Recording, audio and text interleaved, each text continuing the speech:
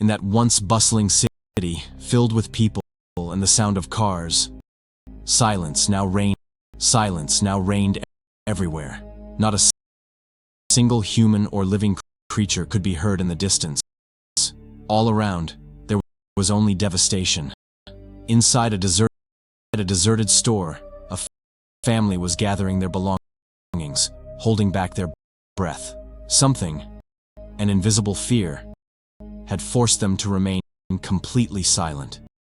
They communicated only through gestures. The couple, Lee and Evelyn, had collected all the essentials before dusk and were ready to return home. Their 4-year-old son, Bo, picked up a toy rocket from the shelf. Everyone froze in terror because the battery-powered rocket could make noise if switched on. Lee carefully took the rocket from Bo and removed its batteries. Then, they all left for home. Their eldest daughter, Reagan, had been deaf since childhood, but she lovingly looked after Bo. She noticed his deep disappointment at losing the toy. Wanting to comfort him, Reagan handed Bo the empty rocket before leaving the store. But innocent Bo secretly picked up the batteries too. Unaware of this, Lee and Evelyn, along with the children, walked in a line toward home. They moved barefoot to avoid making a sound. Their eldest son, Marcus, was sick, so Lee carried him in his arms while little Bo walked behind. Suddenly, Bo inserted the batteries into the rocket and turned it on. The toy began playing music. Since Reagan couldn't hear, she didn't notice, but Lee and Evelyn instantly froze in fear. In that moment, a terrifying creature burst out of the dense forest, racing toward Bo at the speed of a bullet. Dropping Marcus behind, Lee ran toward Bo with all his might. But before he could reach him, the creature snatched Bo away and vanished. Shocked, Lee and Evelyn could do nothing but ears. What was that ferocious creature that attacked at the slightest sound? Exactly 79 days earlier, a meteorite had fallen in Mexico. From it, terrifying alien creatures had spread across the earth.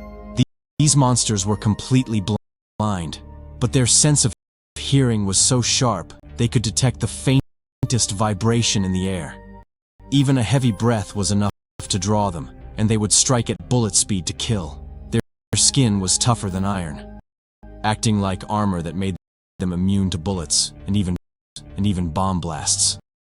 They multiplied across Earth in no time, wiping out almost all humans and animals. The only way to survive was to remain completely silent.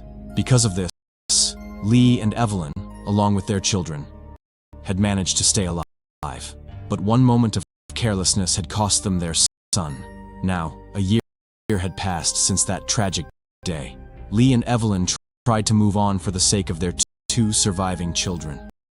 To fill the void left by Bo, they decided to bring another life into the world.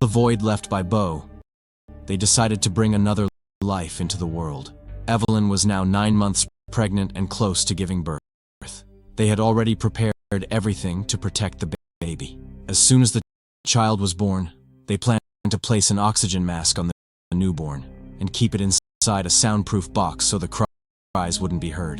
The family lived in a farmhouse deep in the forest, surviving through farming. After Bo's death, Lee became more cautious. He installed CCTV cameras all around their home and made it more secure. Inside the house, he spread sand on the floor and stairs to silence the creaking of wood beneath their feet. Lee also devoted himself to studying the alien creatures. He discovered that 3 of them roamed in their area and began searching for their weaknesses. He even sent SOS signals through radio, both locally and abroad, but received no response. To survive these creatures, one had to be alert to every sound. But since Reagan was deaf, her situation posed a great challenge. Lee worked tirelessly to help her. Reagan wore a cochlear implant hearing aid, one part connected to the auditory nerves inside her skull, and the other part placed outside whenever needed.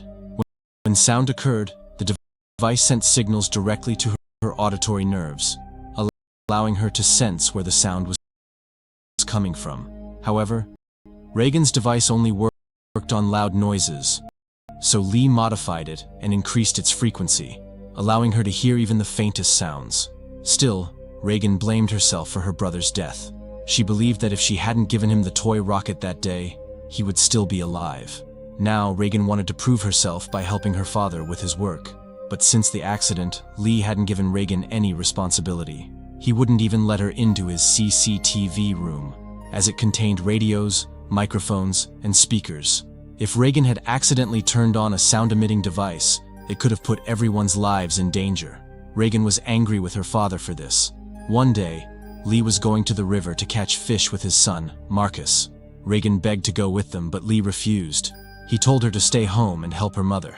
Frustrated, Reagan packed her bag and left on her own. Evelyn was now completely alone at home. Sometime later, while carrying laundry from the basement, Evelyn was heading upstairs with a sack when a nail caught in it. The sharp nail was pulled upright, sticking out on the stairs where they often stepped, but Evelyn didn't notice it. Meanwhile, heartbroken Reagan went to her brother's grave. Back at home, Evelyn picked up a picture of her deceased son and quietly wept in his memory. Suddenly, she went into labor. The time had come for her delivery. Holding the photo frame tightly, she quickly hurried toward the basement so she could turn on the red lights outside, signaling her family for help. But in her haste to go down the stairs, Evelyn stepped on the sharp nail. The photo frame slipped from her hand, crashing loudly to the floor and shattering. Evelyn was in terrible pain, but she couldn't even scream. Struggling, she pulled her foot off the nail and limped to the basement, turning on the switch that lit up the emergency red lights outside. As she started back upstairs, Evelyn froze in horror. Hearing the crash of the photo frame, an alien creature had entered the house. Trembling with fear, she hid behind a shelf. At the same time, Lee returned from fishing with Marcus. Seeing the red lights flashing, he immediately rushed toward the house. In the basement, Evelyn grabbed a timer, set it for a few seconds, placed it in a corner, and quickly hid in another. Moments later, sensing movement, the creature entered the basement. It was dangerously close to Evelyn. Despite her labor pains, she stood there silently, trying to muffle even her breathing. Suddenly, the timer rang. Distracted, the creature darted toward the sound. Evelyn seized the chance and ran out of the basement, but just as she was about to exit the main door, she saw another creature patrolling outside. Evelyn immediately pressed herself against the wall for cover. It felt as though a mountain of troubles had fallen upon her. Meanwhile, Lee, hiding with Marcus in another house, grew restless at the terrifying sight.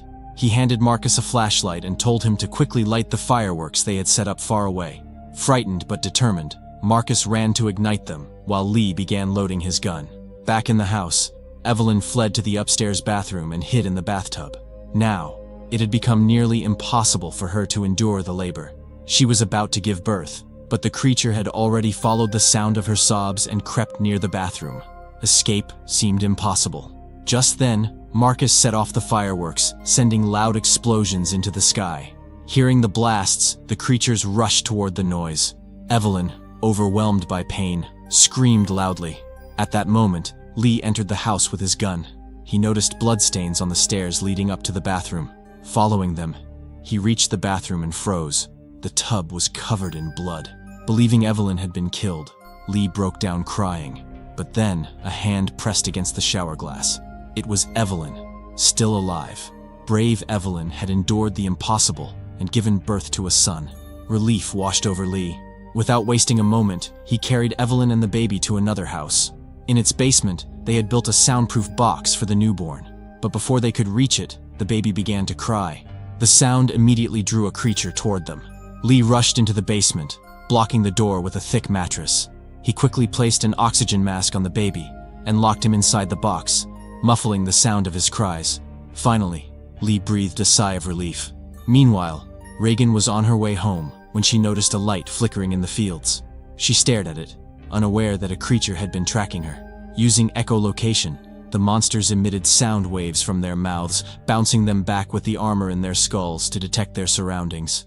The creature drew closer and was just behind Reagan when suddenly, a sharp, high-pitched sound began screeching from her hearing aid. The creature writhed in pain, then fled. Reagan also heard the strange sound, but it stopped the moment the creature fled. She couldn't understand what had just happened to her. Leaving the thought aside, She followed the flickering light into the bushes. There, she found a flashlight lying near a tractor. As she reached to pick it up, someone suddenly grabbed her hand. It was Marcus, trembling with fear, hiding under the tractor. Seeing his sister, Marcus felt a wave of relief. Meanwhile, after settling Evelyn to rest in the basement, Lee came out to search for his children. The alien creature had already left, but before going, it had caused chaos inside the house, bursting a water pipe and filling a tub. Lee didn't pay much attention to it and hurried into the fields to look for Marcus and Reagan. By now, the tub had overflowed, and water was pouring down into the basement. Marcus and Reagan, on the other hand, were hiding on top of a grain tank, anxiously waiting for their father. Lee was desperately searching for them too. Sometime later, Evelyn suddenly woke up and was horrified to see the basement completely flooded. Water was pouring down from above like a waterfall. Her eyes darted toward the baby's box, but it was open, and no sound came from inside. Panicked, she tried to get up, and then spotted an alien creature lurking in a dark corner. It looked as if it was eating something. Fear gripped her, but without caring for her own safety, she immediately rushed toward the box. By then, the water had risen to her waist. Suddenly, the creature dived into the water. Evelyn opened the box and was relieved to see her baby safe. Luckily, he hadn't made a sound, which had saved his life. Evelyn held him tightly and stood silently in a corner. The creature loomed near her like death itself. If the baby made even the slightest cry, their end was certain. Meanwhile, Reagan was tired of waiting for her father and decided to go home alone. Seeing this, Marcus hurried to stop her. But as he stepped onto the grain bin's door, it gave way. He fell straight into the tank. The loud clanging of the iron door instantly drew the creature near Evelyn, who rushed toward the new sound at lightning speed. Evelyn narrowly escaped, but Marcus was now in grave danger. The tank full of corn was like quicksand. Marcus struggled desperately, but the more he moved, the deeper he sank. Just then, one of the tank's doors broke and fell near him, pushing him further down. The noise echoed across the fields, and the creature came charging toward the tank at bullet speed. Seeing this, Lee realized his children were in danger. Meanwhile, Reagan, seeing Marcus drowning, jumped into the corn and pushed the door toward him. Using it as support, Marcus managed to climb out, but now Reagan was sinking deep into the corn. Marcus frantically reached down, searching for her. At last, he found her hand, and with all his strength, pulled her out. They had barely escaped one danger, but the commotion made it impossible to avoid the creature. The next moment, it leapt into the tank. Reagan and Marcus quickly flipped the iron door over themselves for cover, but the creature shredded it with its claws. Just as it was about to attack, a sharp, high-pitched sound screeched from Reagan's hearing aid, stabbing into the creature's ears like needles. Writhing in pain, the monster tore open the steel tank and fled. Reagan and Marcus climbed out of the tank, shaken but alive. Lee, who had been searching frantically, finally found them. Relief washed over him at the sight of his children safe. Meanwhile, Evelyn was watching everything through the CCTV. Lee suddenly sensed the creature nearby. Acting quickly, he sent the children toward the car parked in front. Grabbing an axe from a shed, he scanned the surroundings, ready for what was to come. Unfortunately, the creature was already on top of the shed. Before Lee could strike back, it swatted him away with its claws. Seeing this, Marcus screamed in terror, instantly alerting the monster. The creature began to approach them. Just then, a piercing sound burst from Reagan's hearing aid. The noise was deafening to her, so she quickly switched it off. But that was her biggest mistake. The device emitted high-frequency sound waves, inaudible to humans, but unbearable to these creatures. That sound was their weakness. By turning it off, Reagan had unknowingly invited her own death. The next moment, the creature leapt onto the car, clawing to reach Reagan and Marcus. Meanwhile, Lee regained consciousness, though badly injured. Seeing his children cornered, his heart grew numb. He knew there was only one way to save them. Through tears, he gestured to his children that he loved them deeply. Then, in the next instant, he let out a loud scream. The creature immediately turned toward Lee and, in a single blow, tore him apart. By sacrificing himself, he had saved his children. Marcus and Reagan managed to start the car just in time and drove home. Evelyn hugged them tightly the moment she saw them. She had already witnessed Lee's death through the CCTV cameras, but she couldn't allow herself to break down. Not now. Suddenly, Evelyn sensed another creature approaching. She quickly led the children into the basement, where the CCTV monitors were kept. Handing her newborn baby to Marcus, She armed herself with a shotgun and stood guard. Moments later, the monster entered the basement, clawing wildly at every little sound. Evelyn knew her bullets would do nothing against its armored skin. Death felt inevitable.